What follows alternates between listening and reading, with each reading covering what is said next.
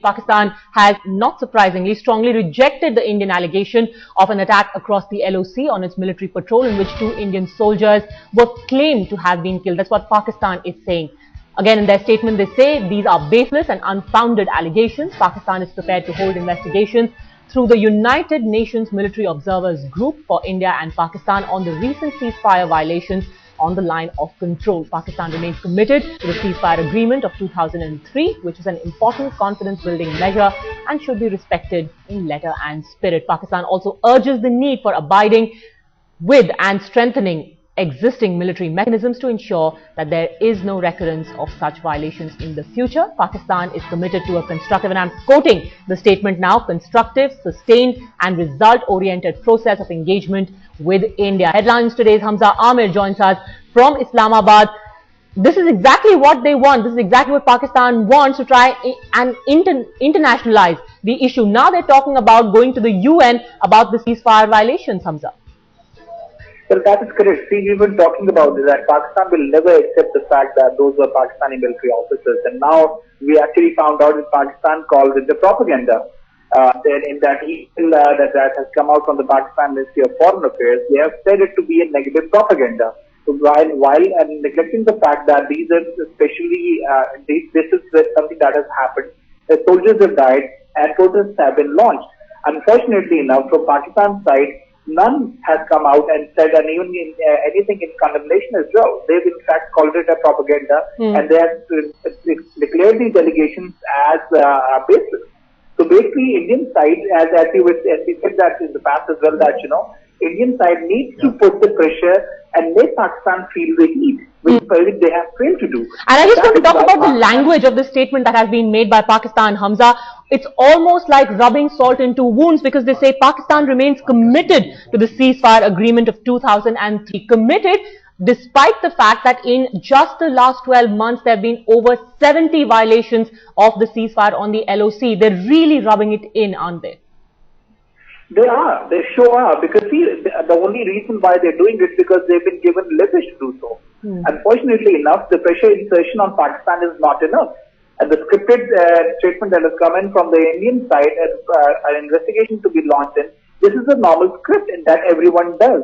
What is special about this event is the fact that this is a serious incident. People have been, soldiers have been killed, and not only killed, the bodies have been mutilated. So the strong protest should have been launched to ensure that Pakistan feels the heat of what India is actually going through. The anger should be forwarded to Pakistan, whereas this such sort of statement should not come. There should be something concrete. Absolutely. There should be condemnation coming in from Pakistan rather than calling it a propaganda or calling it baseless. They're not even acknowledging that those men were Pakistan Army regulars. General Mehta, we've tried the usual route of issuing a démarche, calling the Pakistani envoy. He comes in smiling, has this meeting where a strong protest is apparently lodged, and then we get this denial. We get this blatant denial from Pakistan. As someone who's tracked the developments in Pakistan and in India, what do you think an adequate response from India could be? Well, we've been through this before. During Kargil, for months, the Pakistanis kept saying that these are jihadis, these are irregulars, and finally we know they were men from the Northern Light Infantry. So deniability has been perfected into a state of art in Pakistan, and Pakistan will never admit that they were soldiers. At the very most, it will say, oh, well, these were infiltrators. But India can take away that deniability. Our army has confirmed that they were Pakistani army regulars. No. We may say what we want to, unless we had a kasab. If we had a kasab here, if we had captured one of those guys from 22 Baluch or 9 Baluch from whichever regiment, we can say what we want to. Pakistanis will be very firm in their denial. But your question is that what can India do?